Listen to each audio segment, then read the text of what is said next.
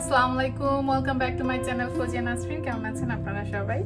তো আজকে আমি ডিনার প্রিপেয়ার করতেছি, আর ডিনারে আমাদের ফেভারিট একটা ডিশ রান্না করব। তো সেটা ভাবলাম আপনাদের সাথে শেয়ার করি। আমি আজকে স্যালমন মাছের বড়া রান্না করব।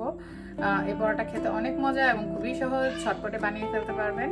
তো আসুন শেয়ার করি কিভাবে আমি রান্না করি। তো বড়ার জন্য মেইন ইনগ্রেডিয়েন্টস হচ্ছে ফিশ। আপনি যে কোনো ফিশ দিয়ে করতে পারবেন, রুই মাছ দিয়েও করা যাবে। আর আমি স্যালমন ফিশ নিচ্ছি। স্যালমন ফিশটাকে আমরা ফিলে খাই, এটা কাটা ছাড়ানোই থাকে। তো আপনারা অন্য মাছ দিয়ে করলে কাটা বেছে নিতে পারবেন। তো স্যালমন ফিশটাকে আমি জাস্ট পানি দিয়ে সিদ্ধ করে নিয়েছি, আর কিছুই না। 5 মিনিটের মতো সিদ্ধ করছি, খুব বেশি করতে হয় না। তো এখন আমি এটাকে চটকায় নেব। আমি এখন এটাকে চটকায় নেব ভালো করে।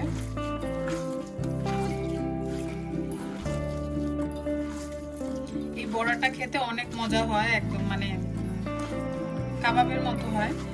আর এটা যে কোনো মাছ দিয়ে করতে পারবেন, শুধু যে স্যালমন ফিশ হতে হবে এমন কোনো কথা নাই। আমি সামটাইম টুনা ফিশ দিয়েও এই বড়াটা করে থাকি, সেমই হয়ে, জাস্ট মাছ আলাদা। তো এই তো আমি ম্যাশ করে নিলাম হাত দিয়ে। এখন এটাতে দিয়ে দিব আমি একটা বড় আলু।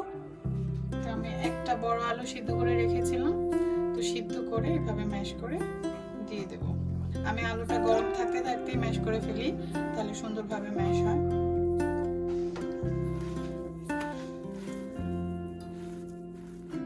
এখন বাকি ইনগ্রেডিয়েন্টস গুলো এটাতে দিয়ে আমি একবারে মাখিয়ে ফেলবো।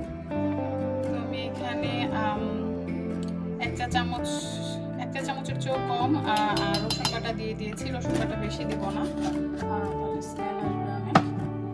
আর 1 চা চামচ পরিমাণ দেব আদা বাটা। এটা টেবিল চামচটা আমি হাফ করে দিয়েছি। আর দেব ক্রাশড চিলি, যার যার ঝাল যে যতখানি খেতে চান। আমি এখানে 1.5 চা চামচ পরিমাণ ক্রাশ চিলি দিয়েছি। ব্ল্যাক পেপার,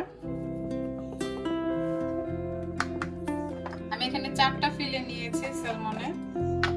জিরা গুঁড়া 1 চা চামচ পরিমাণ, ধনিয়া গুঁড়া 1 চা চামচ পরিমাণ, অল্প একটু হলুদ 1/2 চা চামচ পরিমাণ, টেস্টিং সল্ট স্বাদ মতো, পিঙ্ক সল্ট যে কোনো লবণ, আমরা পিঙ্ক সল্ট খাই, আন্দাজ মতো। আর দেব অল্প একটু গরম মশলা, খুব বেশি না, পিঞ্চ পরিমাণ, এলাচ গুঁড়া এক্সট্রা, এটা না দিলেও চলে, বাট দিলে ভাল লাগে। 1 কাপ পরিমাণ পেঁয়াজ কুচি,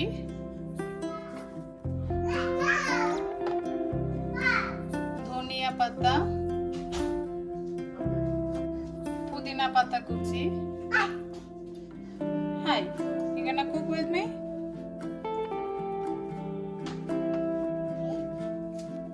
আর দিব 2টা ডিম।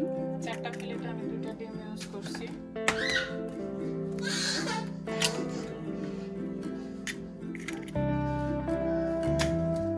এখন এই সবগুলো উপকরণ আমি একসাথে মাখিয়ে ফেলবো।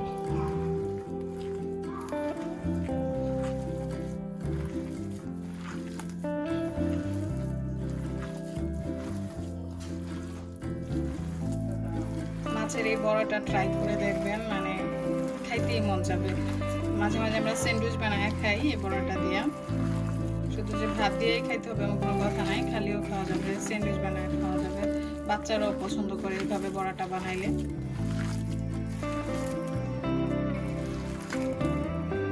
আর রাসেল সামনে থাকলে তো ভাজতে ভাজতেই 2টা খায় ফেলে।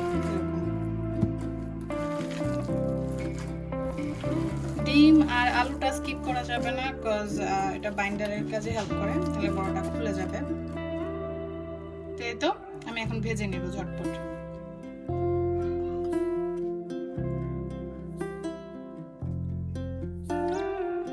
আমি এটাকে শ্যালো ফ্রাই করব, অল্প তেল দিয়ে দিলাম।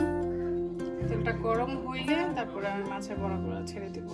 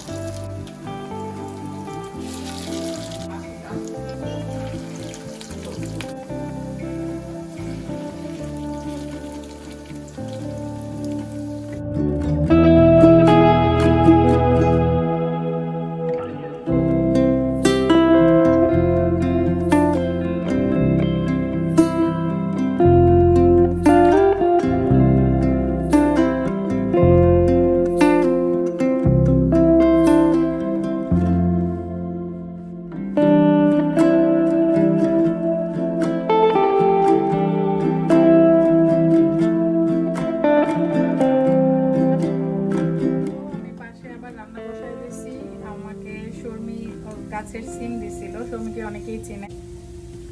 তো ও গাছ লাগাইছিল, ওর গাছে সিম হয়েছে, ওর গাছের সিম আজকে রান্না করব।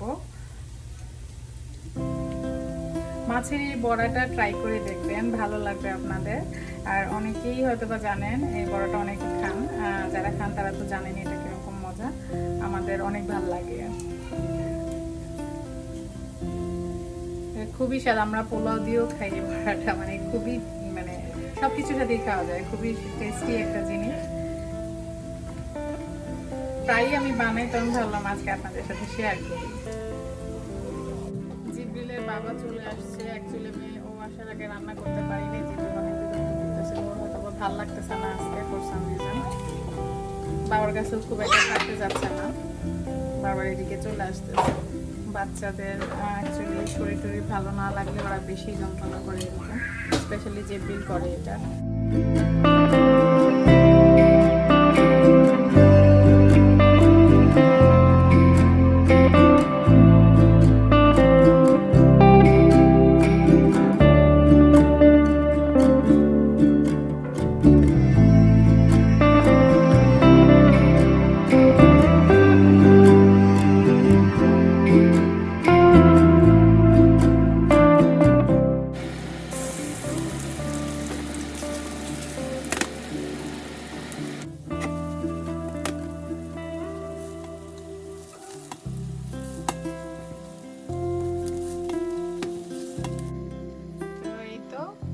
স্যালমন মাছের বড়া হয়ে গেল অলরেডি, কিন্তু রাসেল খেয়ে ফেলছে আর এগুলা রয়ে গেছে। তো আমি আপনাদের দেখাচ্ছি দেখতে কেমন হয়েছে। তো আমি এরকম ব্রাউন ব্রাউন করে ভেজে নিয়েছি।